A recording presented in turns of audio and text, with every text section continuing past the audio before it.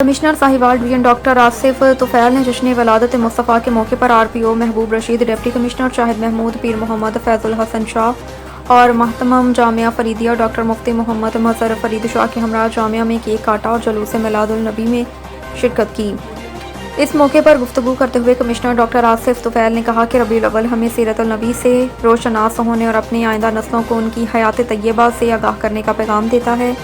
RPO महबूब रशीद ने कहा कि ईद मिलादुल नबी अवामी मजहबी जज्बात का भरपूर इकास है। जलूस के तमाम रूट पर पुलिस की भारी नफरी तैनात, शुरा को फुल प्रूफ सिक्योरिटी फराहम की गई, जबकि ट्रैफिक की रवानी को बरकरार रखने के लिए भी खसूसी इक़दाम किए गए। शहर के मुख्तलिफ इलाकों से निकलने वाले जुलूसों में शहरियों की बड़ी तादाद ने भरपूर अकीदत व एहतराम के साथ शिरकत की।